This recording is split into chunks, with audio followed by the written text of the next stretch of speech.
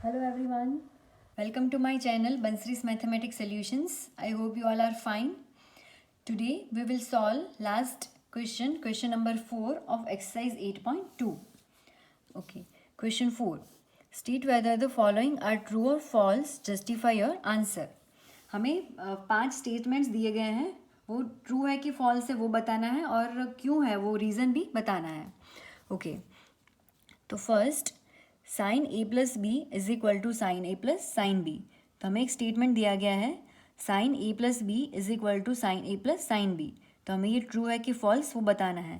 तो हम कैसे करेंगे, हम ए और बी की कोई भी वैल्यू लेके ट्राई करेंगे कि left hand side is equal to right hand side आता है कि नहीं. कोई भी एक पैर के लिए अगर नहीं आता है तो ये स्टेटमेंट फॉल्स है, और अगर आता है तो हम फर्दर चेक करेंगे. ओके तो सबसे पहले सपोज हम a is equal to 60 degree लेते हैं and b is equal to 30 degree. ये लेके हम चेक करते हैं.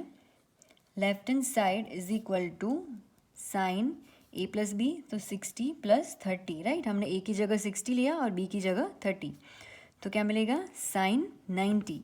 अब साइन 90 की वैल्यू क्या होगी, साइन 90 इज़ 1. ओके तो हमें लेफ्ट हैंड साइड की वैल्यू मिली 1. अब हम चेक करेंगे राइट हैंड साइड.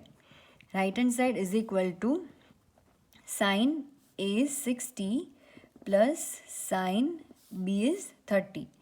a की वैल्यू हमने ली 60 और b की वैल्यू 30. नाउ साइन 60 की वैल्यू क्या है, √3/2.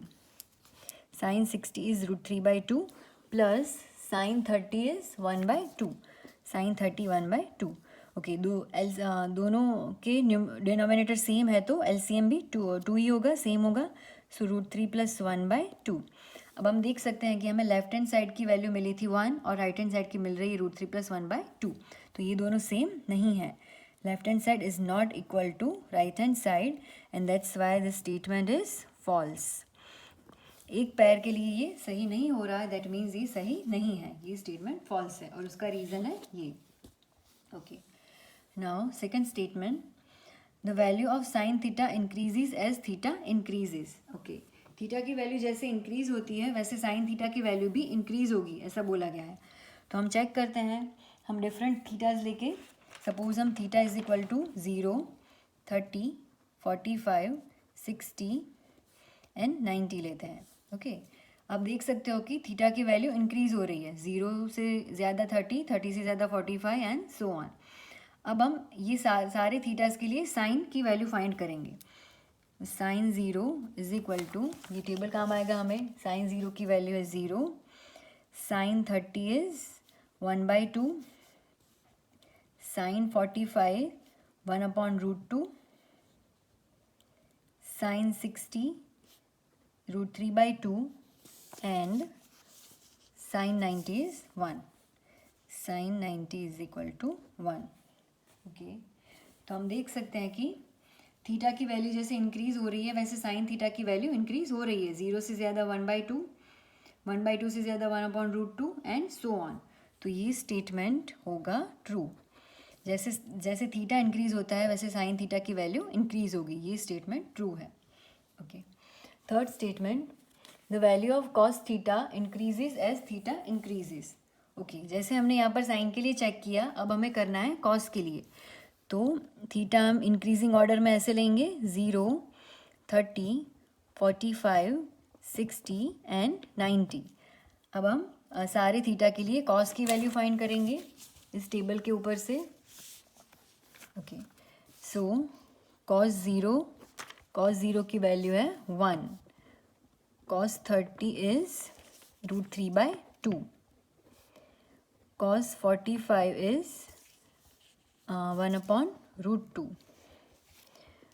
cos 60 is 1/2 and cos 90 is 0. cos 90 की वैल्यू होगी 0. ओके तो हम देख सकते हैं कि जैसे थीटा इंक्रीज हो रहा है वैसे cos की वैल्यू डिक्रीज हो रही है. 1 उससे कम √3/2, उससे कम 1/√2 एंड सो ऑन.